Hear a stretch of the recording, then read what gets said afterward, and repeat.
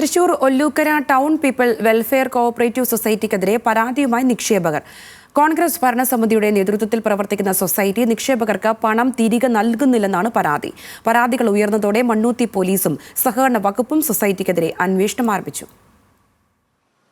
2013 തൃശൂർ ഒല്ലൂക്കരയിൽ പ്രവർത്തനം ആരംഭിച്ച സൊസൈറ്റിക്കെതിരെയാണ് പരാതിയുമായി നിക്ഷേപകർ എത്തുന്നത്. പല കാലഘട്ടങ്ങളിലായി ചെറുതും വലുതുമായ തുക നിക്ഷേപിച്ചവരും ചിട്ടി ചേർന്നവരുമാണ് പരാതിക്കാർ. കാലാവധി പൂർത്തിയായിട്ടും നിക്ഷേപത്തുകയും ചിട്ടിപ്പണവും തിരികെ ലഭിക്കുന്നില്ലെന്നാണ് ആരോപണം. മണ്ണുത്തി CIക്ക് പരാതി കൊടുത്തു. അപ്പോൾ സ്റ്റേഷനിൽ ചെന്നപ്പോൾ അറിയാൻ കഴിഞ്ഞത് വളരെയധികം പരാതികൾ, കറക്റ്റ് എണ്ണം പറയല്ല ചെയ്തിട്ടുള്ളത്, വളരെയധികം പരാതികളുണ്ട്. ഇത് കൃത്യമായിട്ട് ഫോളോ അപ്പ് ചെയ്തില്ലെങ്കിൽ ഒന്നും നടക്കില്ല എന്നുള്ള ഒരു നിർദ്ദേശമാണ് അവിടെ നിന്ന് കിട്ടിയത്.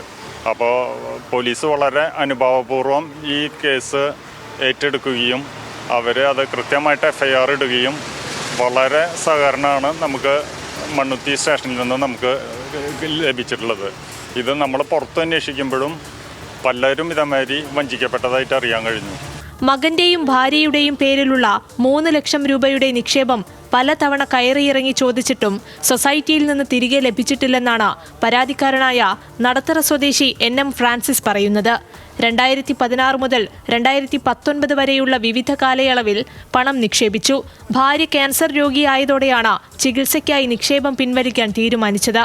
എന്നാൽ സൊസൈറ്റി അധികൃതർ ഒഴിവുകഴിവുകൾ പറഞ്ഞ് പലതവണയും ഒഴിവാക്കിയെന്നും ഇത് ഭാര്യയുടെ മരണത്തിന് പോലും കാരണമായെന്നുമാണ് ഫ്രാൻസിസിന്റെ ആരോപണം. ക്യാൻസർ പേഷ്യൻ്റായിട്ടുള്ള എൻ്റെ വൈഫ് തന്നെ ഈ സ്ഥാപനത്തിൽ 2 പ്രാവശ്യം കയറി ഇറങ്ങി.